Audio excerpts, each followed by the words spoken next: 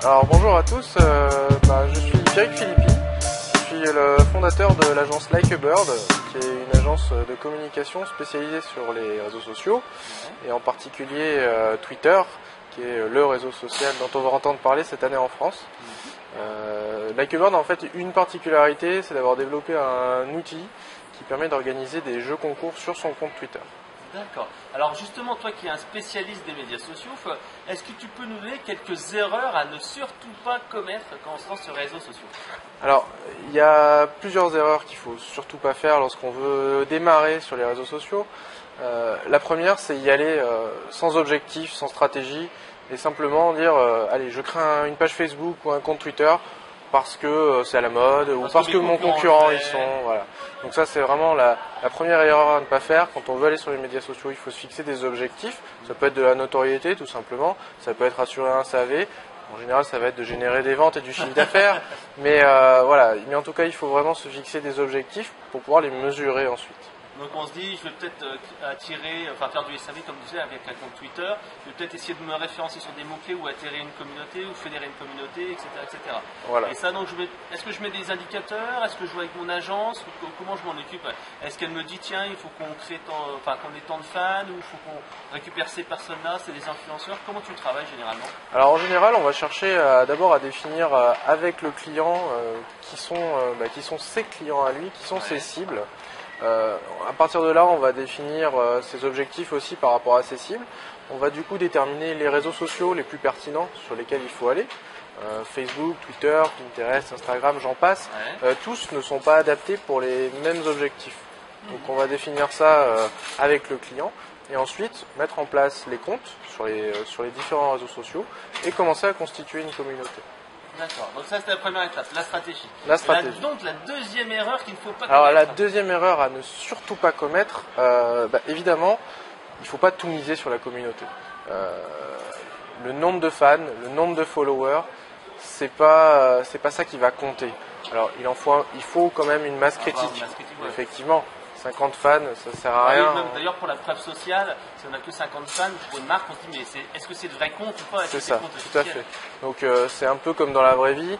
Quand on va dans la rue, on voit un bar qui est vide et un bar qui est plein à côté, on va avoir tendance à aller dans le bar qui est plein. Sur les réseaux sociaux, c'est pareil. Donc il faut un seuil critique à avoir. Ça, c'est vraiment très important. Par contre, ce qui va être encore plus important, plus que le nombre, c'est la qualité des gens. Donc, est-ce que par rapport à ma cible, les gens qui sont venus sur les réseaux sociaux correspondent? Et ensuite, c'est leur niveau d'engagement. Est-ce que ces gens-là vont relayer, vont liker, vont retweeter, etc. Donc en fait, il faut essayer de se faire repérer par les influenceurs ou les gens qui ont une communauté importante. Ça peut être une des stratégies, de passer par des relais, donc les fameux influenceurs. Mais après, ce qui va vraiment être important, c'est in fine, les gens qui font partie de la communauté, est-ce qu'ils sont actifs? Et surtout, est-ce qu'on arrive, une fois que la communauté est générée et engagée, à les pousser, entre guillemets, à acheter, donc à aller visiter le site marchand ou à générer du trafic en magasin aussi, en magasin physique. Donc voilà, donc il faut vraiment regarder tout ça. C'est pas juste j'ai 10 000 fans, j'ai 100 000 fans, c'est combien de ces fans pertinents et vont pouvoir passer à l'acte d'achat. Donc il y a plusieurs systèmes pour les influenceurs, éventuellement étudier les listes publiques, éventuellement rechercher par des mots-clés. Oui. Et il y a les concours également, tu m'as parlé de ça? Alors il y a les concours, c'était un des derniers points, c'était le 5e, mais on va le dire maintenant. En fait, une fois que la communauté est constituée, il ne faut pas la laisser en friche, il faut l'animer. Donc l'animer, ça va passer par pousser du contenu, ça va passer aussi par des récompenses qu'on va donner à sa communauté.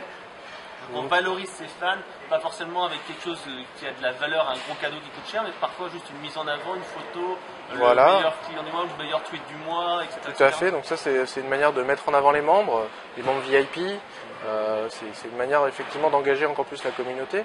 Et puis il faut savoir que les gens, quand ils deviennent fans ou followers, ils attendent quelque chose en retour. C'est comme ça. Presque 70% des fans d'une marque déclarent vouloir recevoir des réductions. Voilà. Donc il faut donner des récompenses, il faut proposer du contenu exclusif, des réductions exclusives, ou en tout cas perçues comme telles.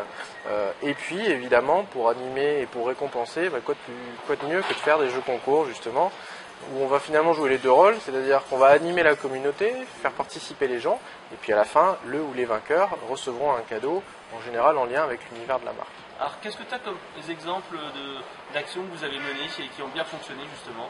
Alors nous, ce qu'on aime bien faire, surtout quand on constitue une communauté, c'est de faire du concours de parrainage sur Facebook, qui consiste en fait à demander aux gens qui sont déjà fans d'inviter leurs amis à devenir fans à leur tour. Celui qui a à la fin le plus d'amis qui sont devenus fans remporte un lot. Voilà, on l'a fait pour des clients, ça marche plutôt très très bien. Alors, on pourrait avoir les mêmes mécaniques sur Twitter, où on pourrait inciter les gens à devenir followers par ce biais-là. Ça, c'est des choses qui marchent très très bien. Après, on peut revenir sur des mécaniques plus générales, rester sur du tirage au sort, sur de l'instant gagnant. Ça, c'est des choses que, par exemple, notre outil comme un tweet permet de faire très facilement sur un compte Twitter.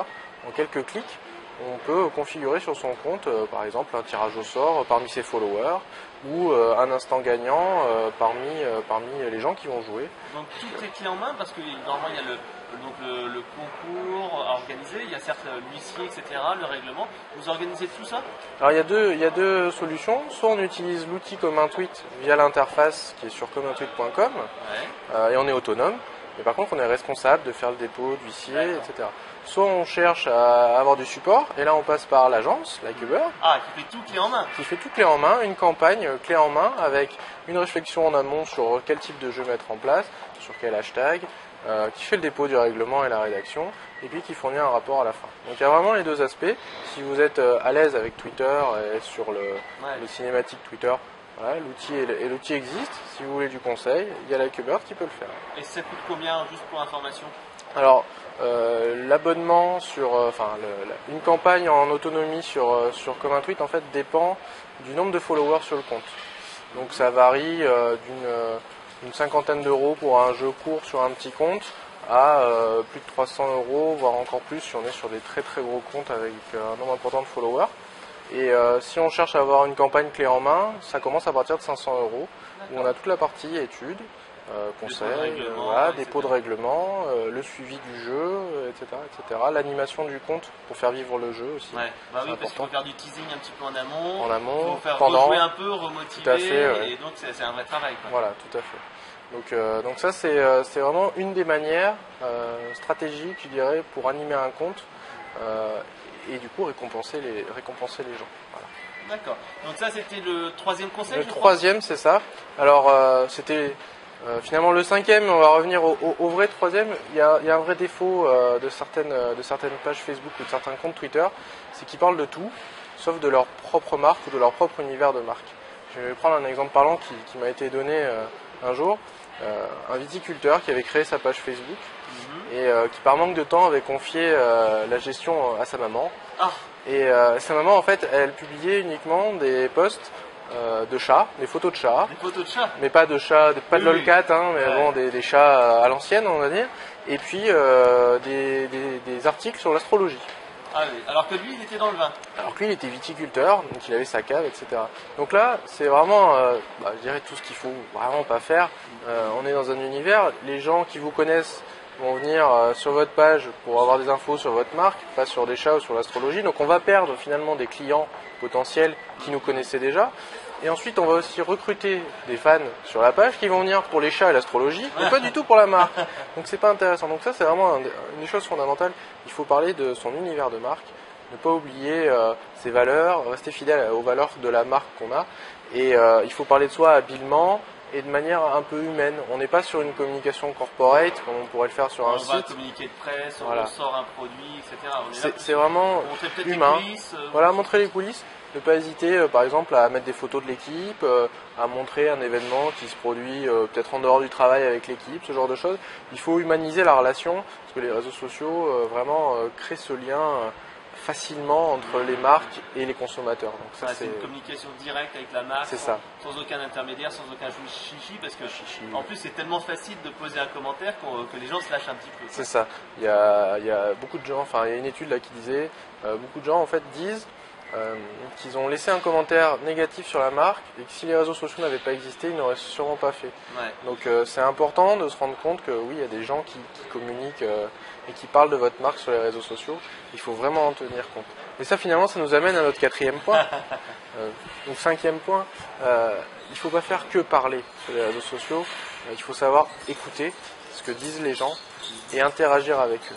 Alors interagir, ça va passer par répondre aux problèmes ou aux questions que les gens vont poster.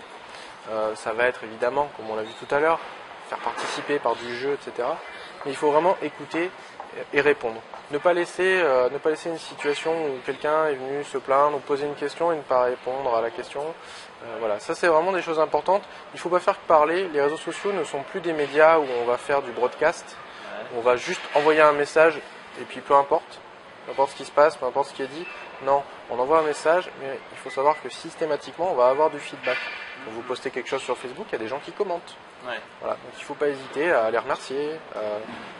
C'est comme dans une conversation normale. Tout à fait. Quand quelqu'un dit c'est super ce que tu as fait, tu dis merci, c'est merci. Sympa. Voilà.